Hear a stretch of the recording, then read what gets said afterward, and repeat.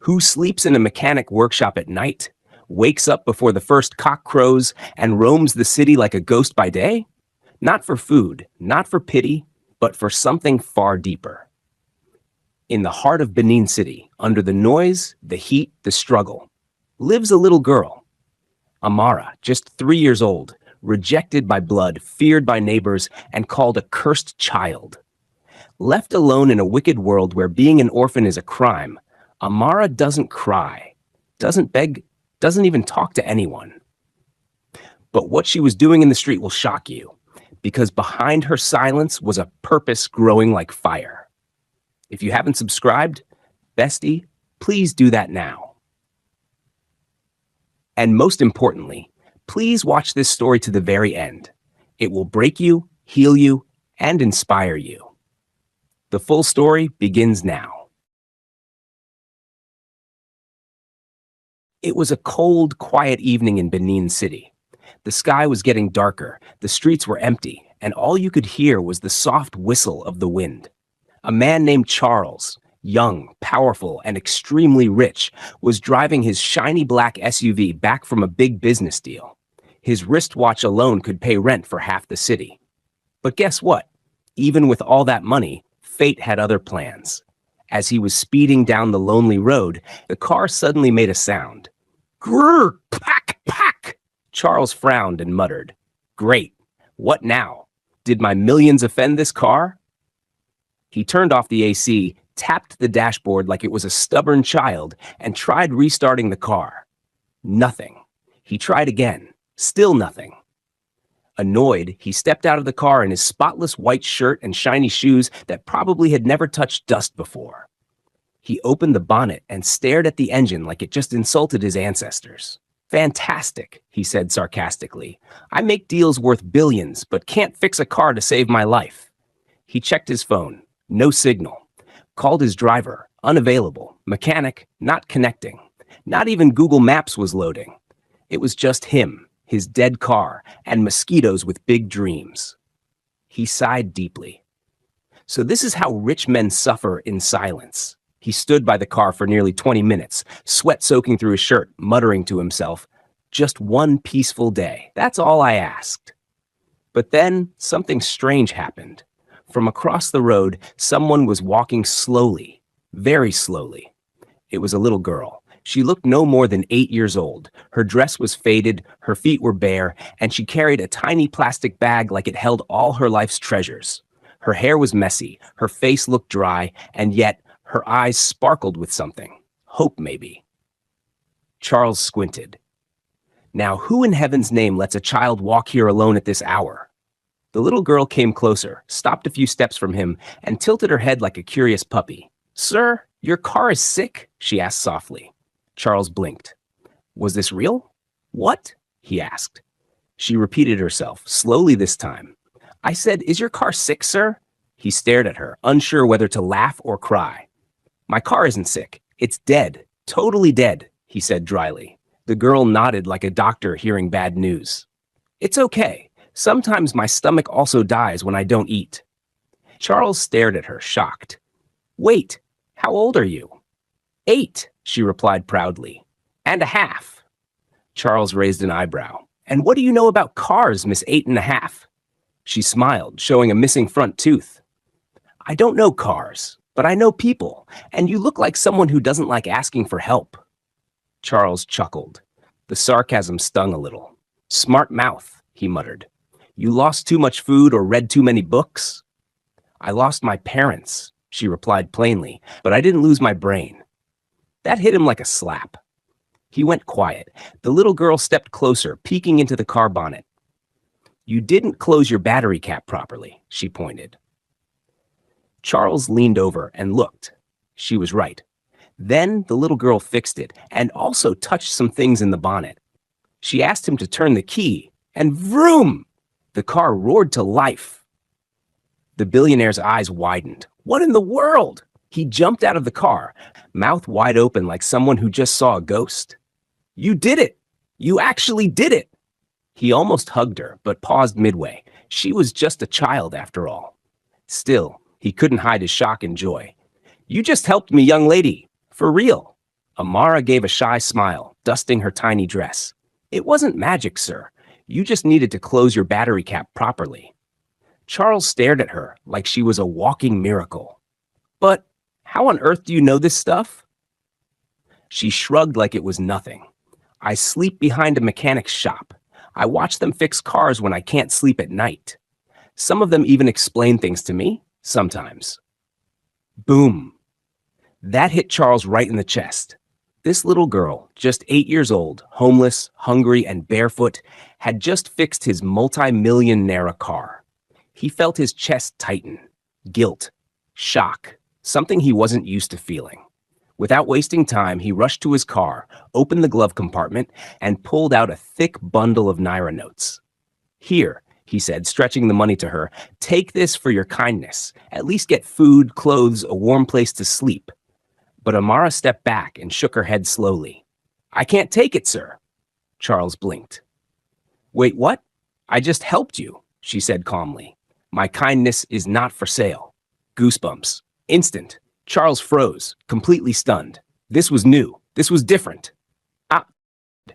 Nobody had ever said that to him before. Not in business, not in life. People worshipped his money. But this little girl rejected it like it was nothing. He swallowed hard. Then, slowly, he put the money back in the car. Except for one small note. My name is Charles Coleman, he said, gently pulling out a card from his wallet. It had his name and company address on it. I'll be out of the country until next Thursday. But please, come to this office next week. Ask for me personally. Amara stared at the card. Then Charles reached out again and gave her 5,000 in crisp notes. Not as payment, just as transport. Please. She hesitated, but slowly took it. Thank you, sir, she whispered. No, Charles said softly. Thank you, Amara. You fixed more than just my car tonight. I think you just fixed something in me. Amara gave a little smile, tucked the card into her tiny bag, and walked off into the night. While Charles stood beside his now working car, staring at her with a strange feeling he hadn't felt in years. A few minutes later, Amara reached the back of the mechanic's shop where she usually slept, just beside a pile of old tires and scrap metals. The night was quiet. The air was cool. She looked at the 5,000 note again. Her eyes widened. Ha! This money is huge! She gasped and stared at it like it was gold. How could he offer me such amount just like that? Then she remembered the shiny card with Charles Coleman's name and company printed on it. She brought it out slowly like it was a treasure map. She sighed. No wahala. I will check on him on Thursday. Who knows, maybe he has other cars he wants me to fix. She smirked proudly, like a real mechanic. Now the problem was, where should she hide the money and the card? Her small bag already had a torn corner, and anything kept inside could easily fall out or get stolen. Then she smiled. She grabbed an empty plastic water bottle beside the tire pile. She unscrewed the cap, carefully rolled the money and the card together like a scroll, and slid them inside. Safe and dry, she whispered, screwing the cap back tightly. She dug a little hole under the scrap metal where no one would look and placed the bottle gently inside like a buried treasure. Then she lay down on a piece of old sack and covered herself with her thin sweater. Thursday. Come quickly, she whispered, eyes closing slowly. In seconds, Amara was fast asleep, smiling softly, dreaming of more cars to fix. Meanwhile, across the city, in a luxurious mansion with high ceilings and golden lights, Charles Coleman sat wide awake in his king-sized bed. He turned left. He turned right. No sleep. His eyes were open, staring at the ceiling. His heart was racing, not because of business deals or company stress, but because of one little girl. That girl, Amara, he muttered. How? How can a child be out there surviving like that? He stood up and walked to his balcony. The city lights blinked in the distance, but all he could see was her face, her strong, smart, kind face. No parents? No home? What about her relatives, her childhood? Yet she helps strangers like me for free? He shook his head and sighed deeply. Oh God, this is crazy, unbelievable. That kind of heart and that kind of life? He rubbed his face tiredly. I pray she comes around next Thursday. Please let her come. Then he looked up at the sky and said something he hadn't said in a very long time. Maybe, just maybe, I was meant to meet her tonight. A few days later, it was a Wednesday night. Amara couldn't sleep. She kept tossing and turning on the cold floor until she heard the first cock crow. She jumped up immediately from her corner, grabbed her ragged towel, and tiptoed behind the spoilt cars where she usually bathed before dawn. With water scooped from an old paint bucket, she quickly freshened up before the street got busy.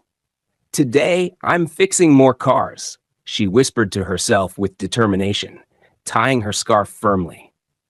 She had already made inquiries about the address Charles Coleman gave her. It would take her about 5 hours to get there. So without wasting time, she packed her little nylon bag, wore her slippers, carefully placing Charles's business card and the $5,000 she received inside a slit she made under the sole of her slipper. That way, no one would ever guess she had money or anything important. She began her journey. First taxi, smooth. Second taxi, crowded, but she managed. The third taxi, that was the mistake. Amara didn't know it was going the wrong way. Exhausted from the long journey, she slowly dozed off on her seat, her tiny head resting against the dirty window of the bus. When she finally opened her eyes, it wasn't sunlight or city traffic that greeted her. It was darkness and silence. She was in a small, strange room. The walls were rough, the floor dusty, and the only furniture was a broken chair. A dim bulb flickered from above. Amara sat up, panicked, her heart racing. For a second, she couldn't remember how she got there. Then she heard voices. 2 men outside the room were talking. A small girl. She no go sabi anything, one of them said, laughing. The kind of money we go make from her en. The second one added, his voice dripping with evil. Amara froze. Her throat dried up instantly. Her eyes darted around the room as she clutched her slippers, making sure the money and card were still hidden. They were. Then she heard another voice. This time, a woman's.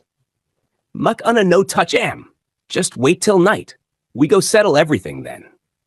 That was when Amara understood. She was in the wrong place. Completely wrong. She wasn't on her way to see Mr. Charles. She had been abducted. Her body trembled as she crawled slowly to a corner. Oh God, she whispered, what have I entered?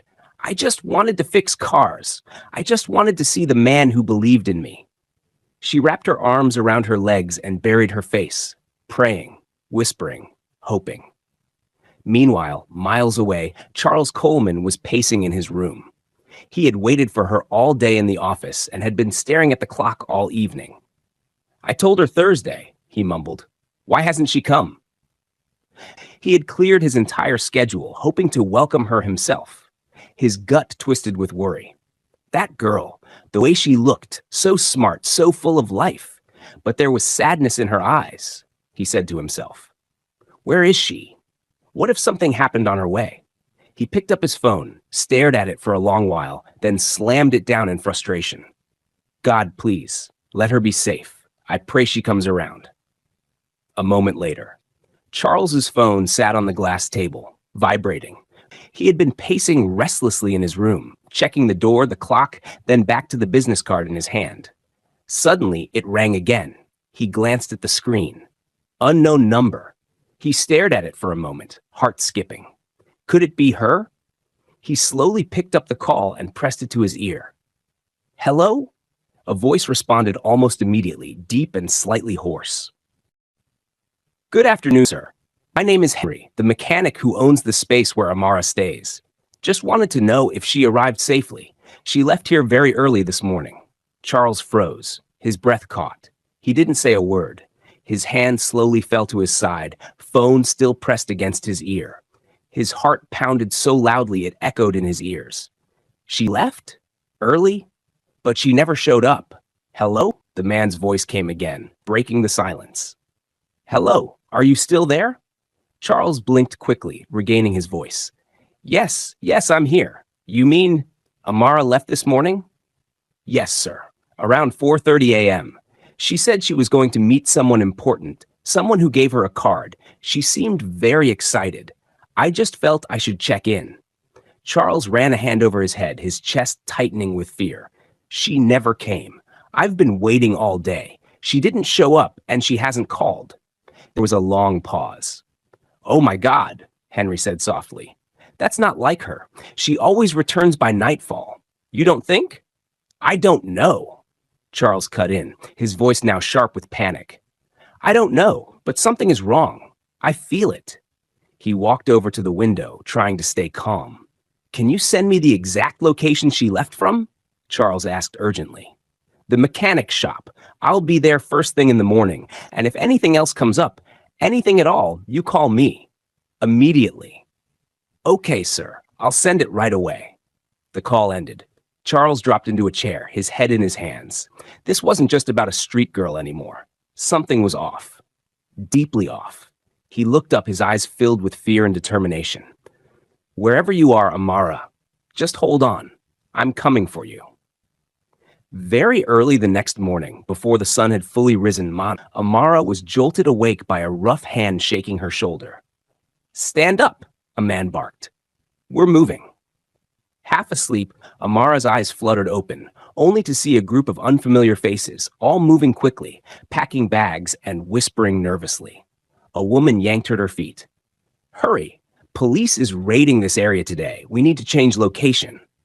Within minutes, she was bundled into the back of a dusty bus, sandwiched between the woman and a bulky man who never stopped scanning the road.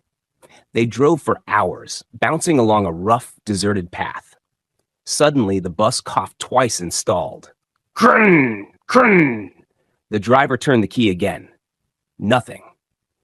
Two of the men in front jumped down immediately, lifting the bonnet and arguing. What's wrong with this useless thing? This is not the time for this rubbish. Police patrol pass this road every hour. I told you we should use the other van. They panicked, their voices rising. Amara sat quietly, glancing through the window, then at the bonnet. She could tell exactly what was wrong from the way the engine sounded. After a short silence, she turned to the woman beside her. I can help. The woman looked at her with raised brows. Help? How? I'm a mechanic. You? The woman sized her up. You mean you can fix it? Amara nodded. Yes, let me try. With uncertainty, the woman gestured for the others. Let her try. At this point, we don't have a choice. One of them brought out a small wooden stool from inside the bus so she could reach the bonnet properly. Amara climbed up, her hands fast and steady. She inspected the engine, tightened a bolt, adjusted a connection, and stepped back. Try it, she said calmly.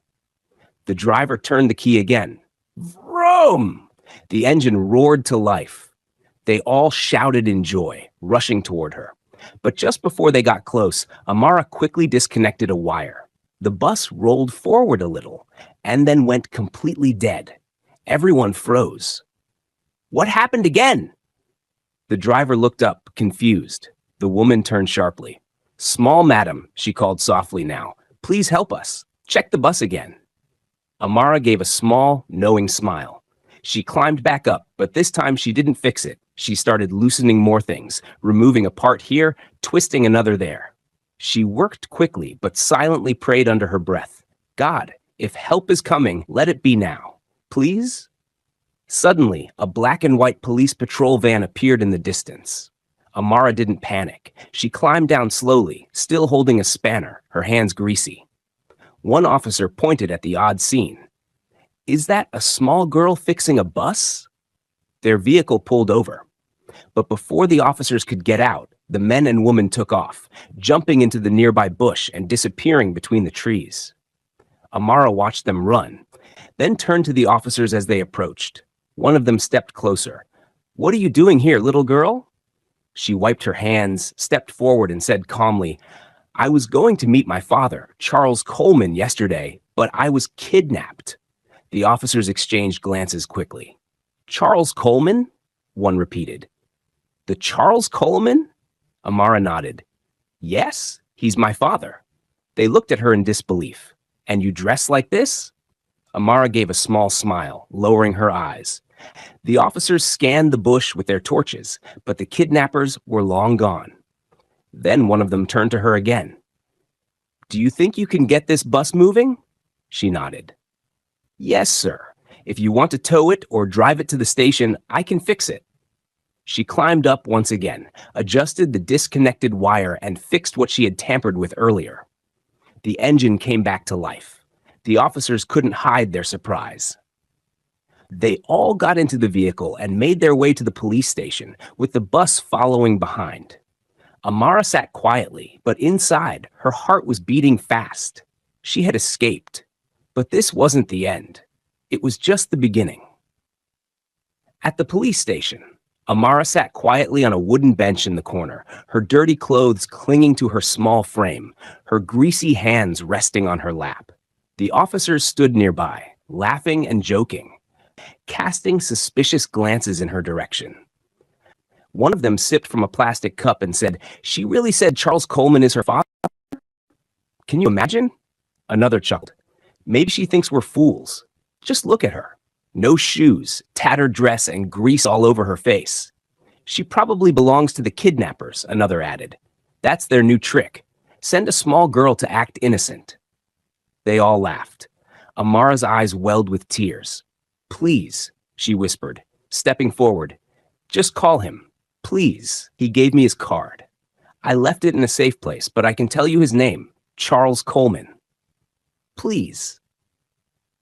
"Sit down," one of the officers barked. "We've heard enough." She sat back down, her heart breaking with each passing minute. Hours passed.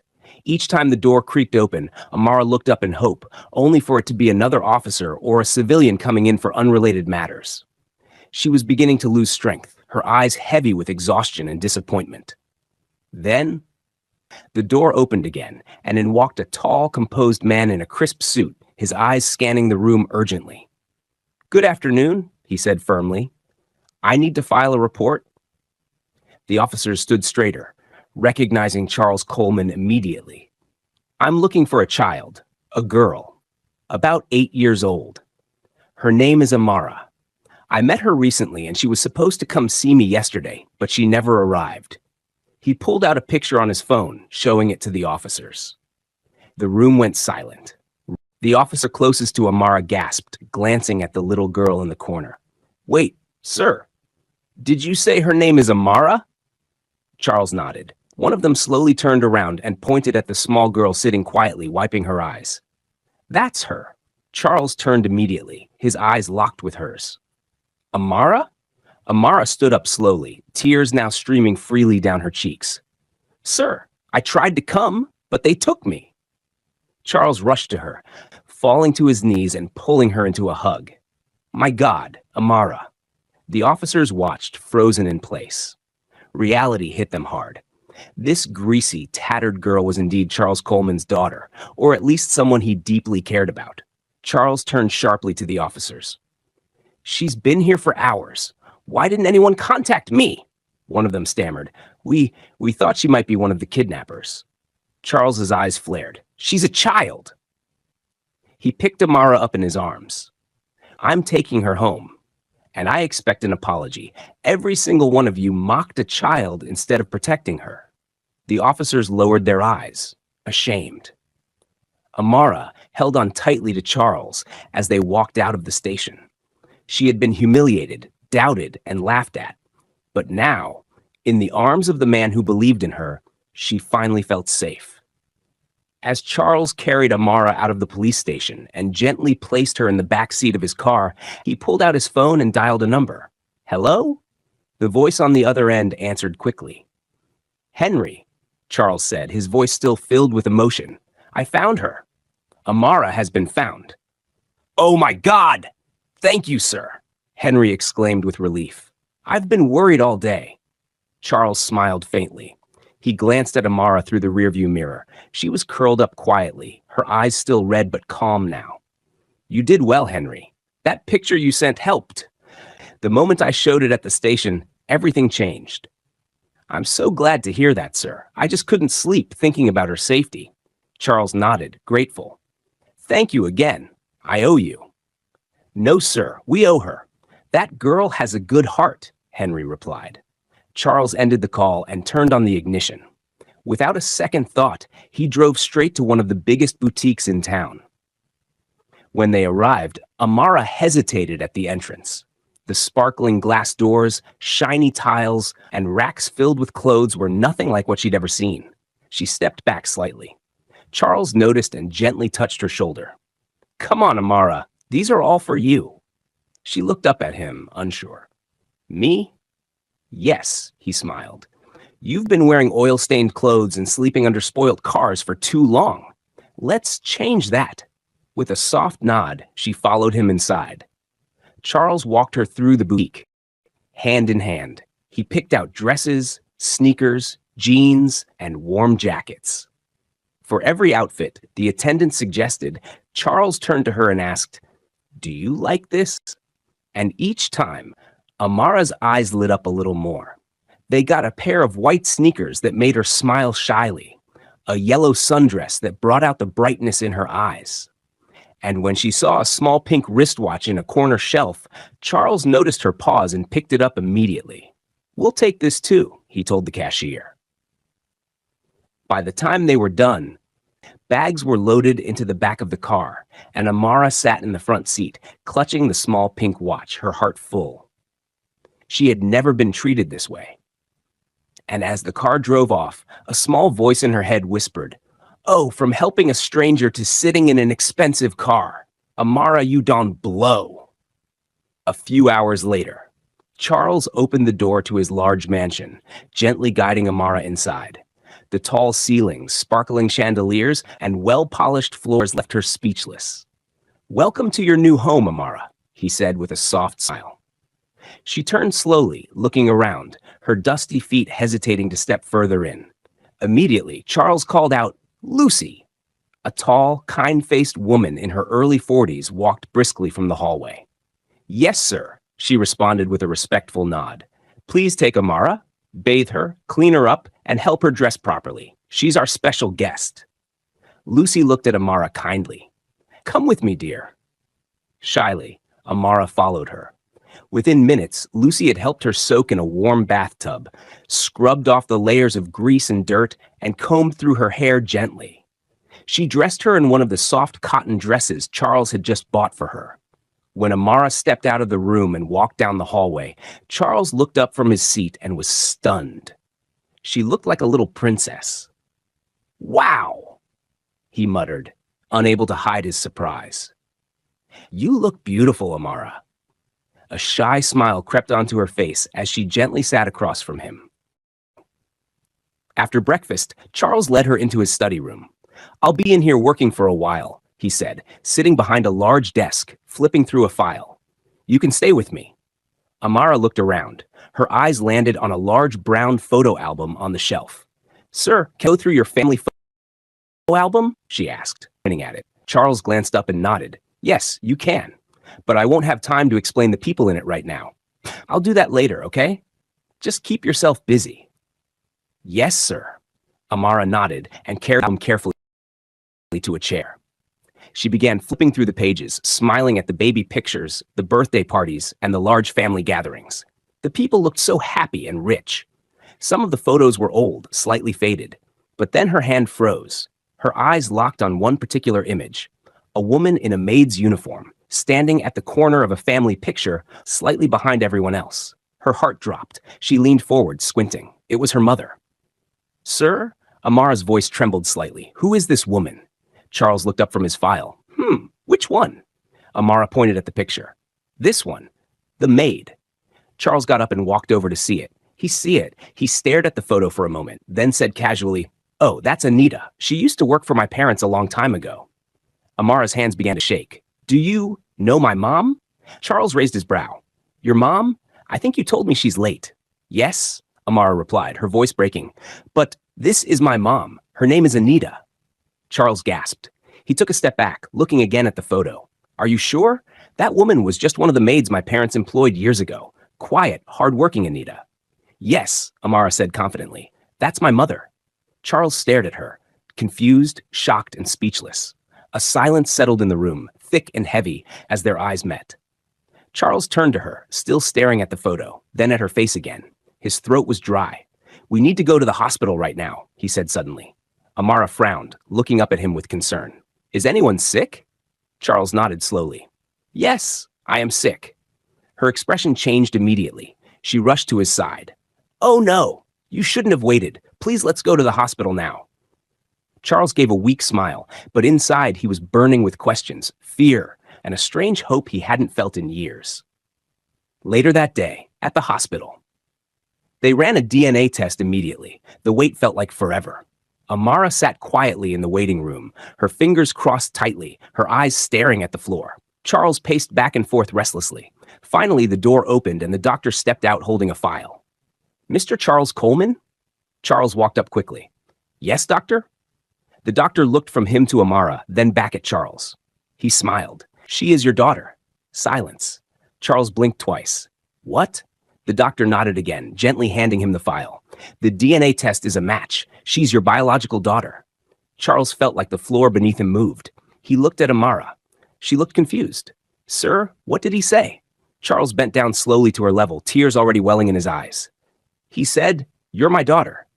Amara's mouth dropped open. "I'm your daughter?" Charles pulled her into a tight hug, holding her like he never wanted to let go. "I didn't know," he whispered. "I had no idea." Amara's eyes watered. "You're really my father?" "Yes, Amara, you're mine." And in that moment, the broken pieces of their lives began to fit into place, one truth at a time. Dead silence filled the house. The once lively atmosphere was now still. Charles and Amara sat on different couches, saying nothing to each other. The ticking wall clock became louder with each passing second. Amara stared blankly at her feet, while Charles occasionally glanced in her direction, but looked away just as quickly. The weight of the truth had landed heavily on both of them. Finally, Charles cleared his throat and broke the silence. "Do you have any relatives at all?" he asked gently. "Someone I can talk to." "You once told me you had a father." "I need to confirm some things, Amara." Amara slowly lifted her eyes to meet his. Tears welled up in them instantly. "Yes," she replied quietly. "My mom has an elder sister, but she hates me, and she hated my mom too." Charles leaned forward slightly, his eyes narrowing. "She didn't even come for my mom's burial, and when I had nowhere to go, when I was roaming the streets with no food or help, I went to her. But she chased me out like a plague. She said I was cursed like my mother." Charles's eyes darkened, his jaw clenched. "Why would she say that?" he asked, his voice tight. "Why did she hate you and your mom like that?" "I don't know," Amara whispered, a single tear rolling down her cheek. "I have no idea. Mom never told me anything. She just cried a lot, mostly at night when she thought I was asleep." Charles leaned back slowly, eyes fixed on nothing in particular. Something was wrong. Very wrong. There were pieces missing, too many of them, and he was determined to find every single one. "We're going to find out," Charles said calmly but firmly. "Everything. I promise you." Amara nodded slowly, hugging a throw pillow tightly to her chest. A week later, after a deep investigation into Anita's sister, Charles decided it was time to visit her personally. Together with Amara, they took the trip. As the sleek black car pulled into the compound, the sound alone drew the attention of almost everyone around. Curious neighbors peeked from their windows. Some came out and stood with arms folded, whispering amongst themselves. Madame Ella, Anita's elder sister, stepped out of her small bungalow and blinked repeatedly, unsure of what her eyes were seeing. She rubbed her eyes as if the image before her might disappear. "Amara, is that you?" she asked, her voice coated with surprise and disbelief. Amara gave a gentle nod and greeted her warmly. "Good afternoon, Ma." Without hesitation, she added, "This uncle is here to see you." Charles gave a polite nod. And soon they were all seated on the wooden bench just outside the house. The air was thick but calm. Charles cleared his throat and began, "Madam, thank you for receiving us. I'm here to ask a few things about Anita, your younger sister." Madame Ella adjusted her wrapper and nodded. "You are welcome. Go ahead." Charles went straight to the point. "Who impregnated Anita?" A small, almost shameful smile touched Ella's lips. "I don't know exactly who did," she began. But one day she came back from the city. She was about 5 or 6 weeks gone. She confided in me, told me she was pregnant, and that it was her boss's son that got her pregnant. He had already traveled back abroad before she realized it. Charles's eyes remained steady on her as she continued. I told her to forget about the man and marry someone else. There was this old man that had been disturbing me to marry Anita off to him. I saw it as a golden opportunity. He promised me anything I wanted, so I arranged everything.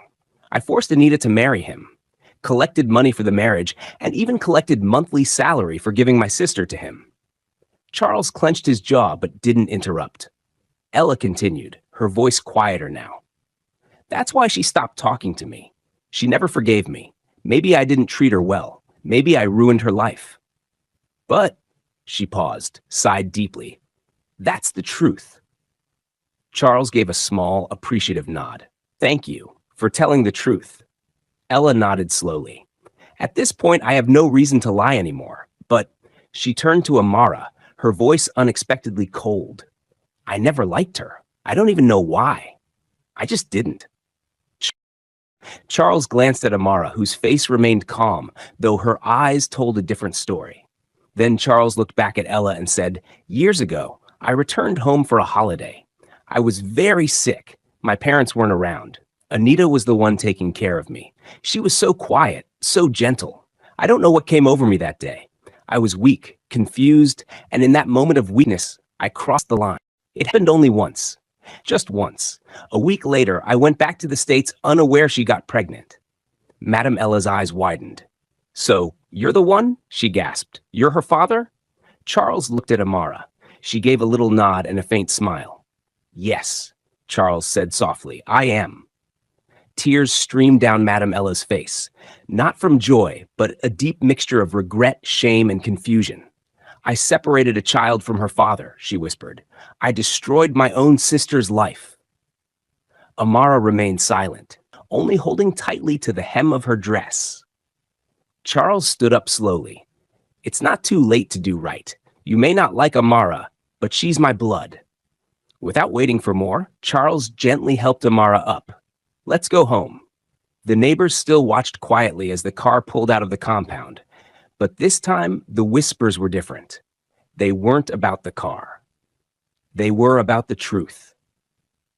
Just after then, Amara's new life began like a dream as she finally settled in her father's house. She woke up on a soft bed, wrapped in clean bedsheets, sunlight kissing her cheeks through the curtain-lined windows. The gentle knock on her door in the morning always came from a maid who said, Good morning, Miss Amara. Sir Charles is waiting for you at the dining table. Miss Amara. It felt strange. It felt nice. A week after the trip, Charles introduced her to her new school, a prestigious, private school where the students wore clean uniforms and had confident smiles. She stood out, not because she looked out of place, but because there was something bold in her eyes, something only the streets could give.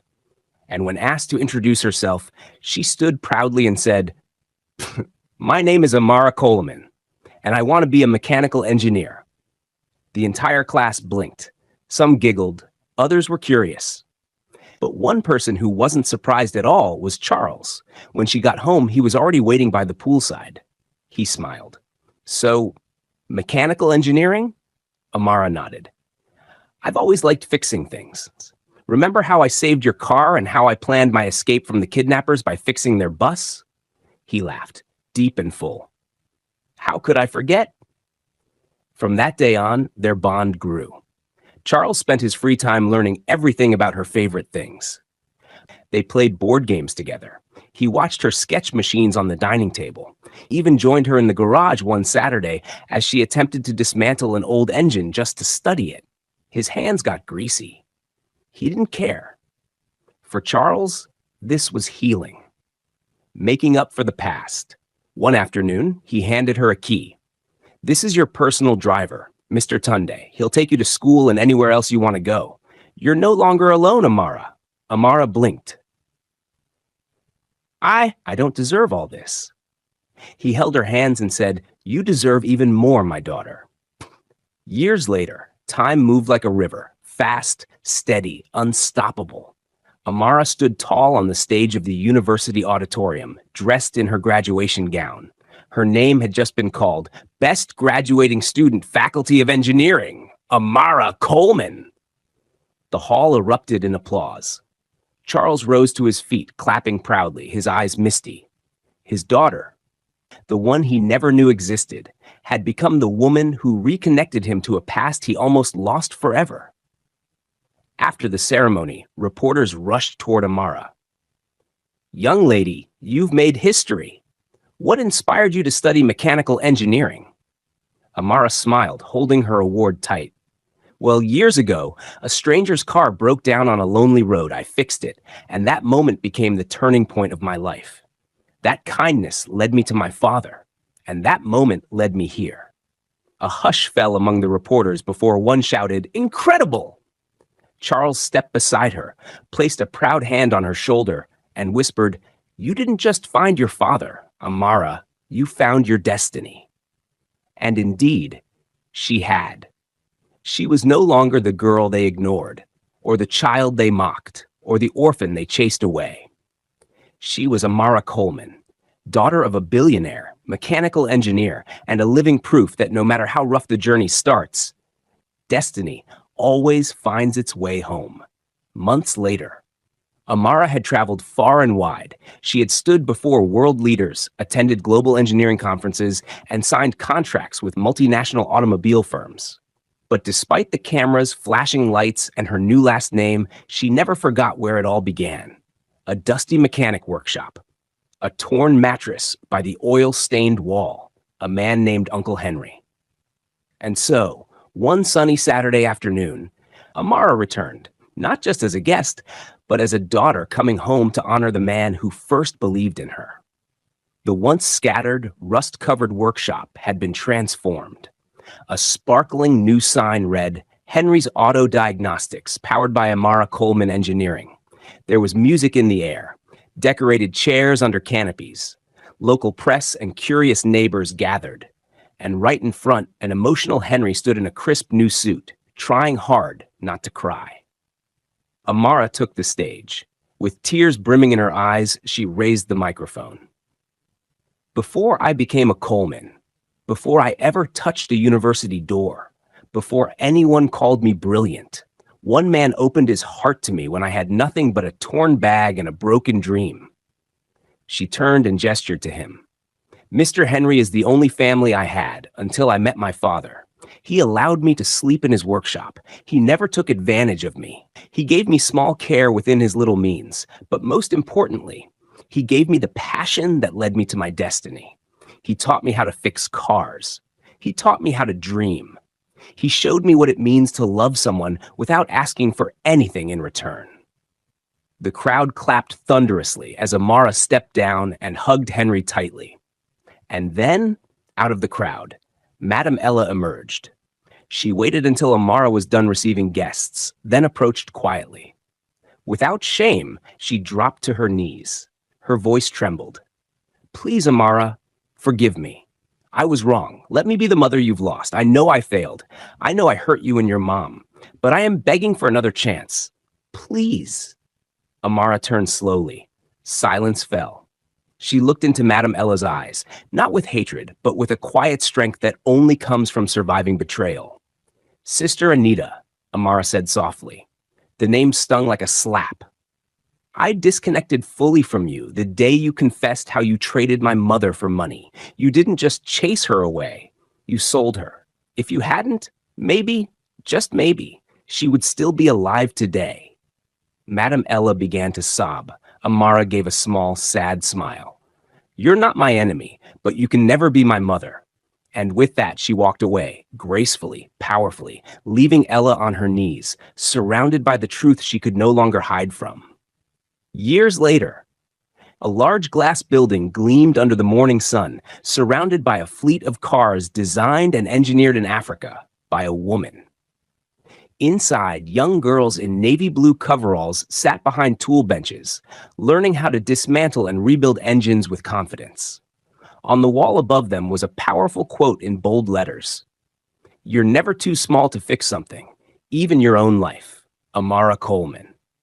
In a grand office upstairs, Amara sat at her mahogany desk overlooking the campus. She was now a renowned mechanical engineer, CEO of Amara Autotech, and founder of the largest automotive training institute for girls across Africa. Amara Autotech Academy for Girls, Lagos, Nigeria. Her mission is to give the same opportunity Uncle Henry gave her to every forgotten girl with oil-stained fingers and a stubborn dream. Charles Coleman walked in, a bit grayer, but proud. He dropped a folder on her desk. Uninvited you to speak next month.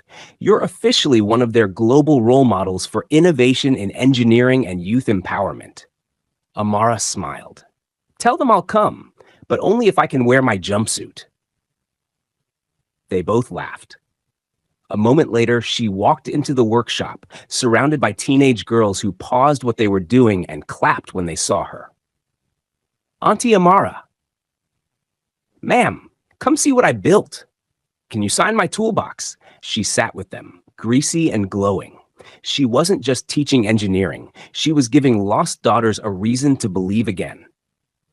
And in the courtyard outside, a bronze statue of Uncle Henry stood proudly, holding a spanner and smiling. In memory of the man who never gave up on me, even when I had nothing. Hello, besties. Wow, what a journey Amara went through, from pain to purpose, rejection to recognition. Her story reminds us that where you start doesn't determine where you'll end up. Moral lessons. 1. Never look down on anyone. You don't know who they'll become. 2.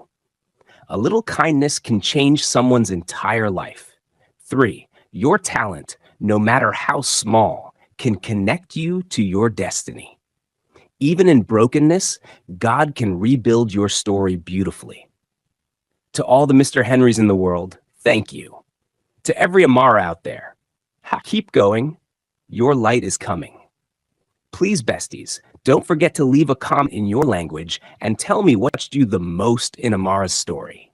Like, subscribe, and share this story with someone who needs a little hope today. I love you all so much, and as always, God bless you.